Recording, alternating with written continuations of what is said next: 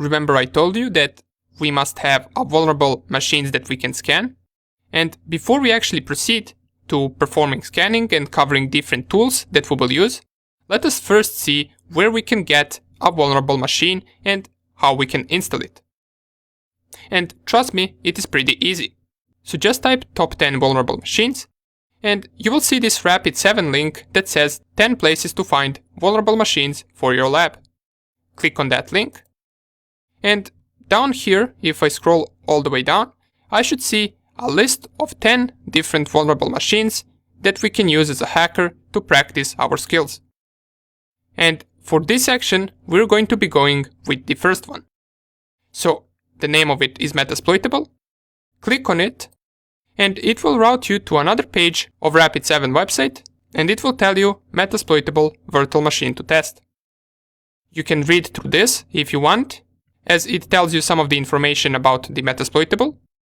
But what's the most important part is down here. In order to download this machine, you must fill in this information. Now it is up to you what information you will fill, right here. But as soon as you fill all of this, you can click on Submit, and it will lead you to a page where you can download Metasploitable. Up here, it tells us that Metasploitable is free to use after we fill out the form. So this is something that you must do in order to download it from the official website. And after you finish downloading it, you should finish up with a file that looks something like this. So Metasploitable linux.zip. You want to extract this file. As you can see, I have already extracted it, and you should see these files right here. This vmdk file is our hard disk that we're going to use in a virtual machine. So let's see how we can install it. Go open up your VirtualBox, and we want to be creating a new virtual machine. We already know how to do that. Click on this new button right here, and it will ask us for the name of virtual machine and the operating system. You can name it anything you want. I will just name it Metasploitable 2. And the reason why I'm naming it 2 is because I already have it installed right here, so the names differ. In the type of operating system, you want to select Linux. And in the version of operating system, you want to scroll all the way down and select Other Linux 64-bit. Once you got these settings ready, click on Next. And this is what I talked about. These virtual machines will use very little hardware resources from your physical machine. That's why for this virtual machine, for the Metasploitable, we can leave 512 megabytes of RAM. It is more than enough for this machine to run. It will even work if you lower it to 256 megabytes of RAM. But 512 is recommended, so let us leave it on 512, and if you don't have this much RAM to use, you can leave it on 256. Then proceed on Next. And in this step, instead of creating a virtual hard disk now, we want to use an existing virtual hard disk. Once you select this option, click on this icon right here, and click on Add.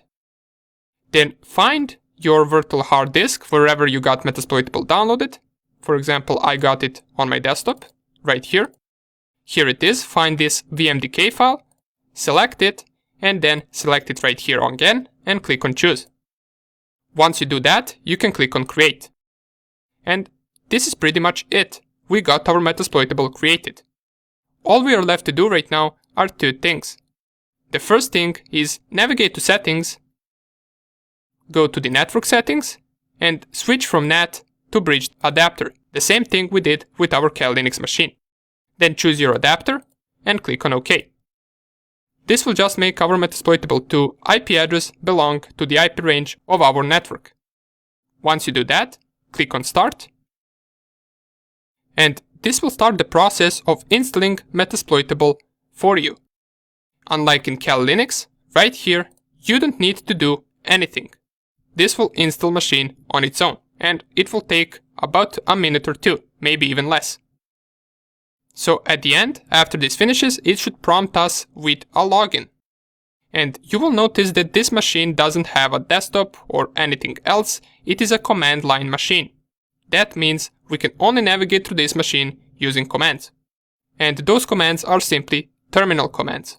So just picture this as one big terminal. As we can see, the installation has finished, and down here we got Metasploitable login.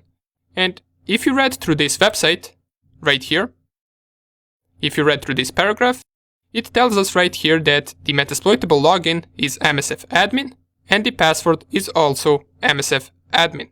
So let's try it out. Go to our machine, type msfadmin, and under password, again msfadmin. And here we are. We managed to log into our Metasploitable. Just to check our network, type ivconfig, and it will tell me that my IP address is 192.168.1.3. That is because I set it to be over bridged adapter. And if we try to ping Google, for example, it will work. So our machine is set up and it is ready to be scanned and attacked. You see, this was pretty simple to do, and in the next video we are ready to start our scanning process. See you there.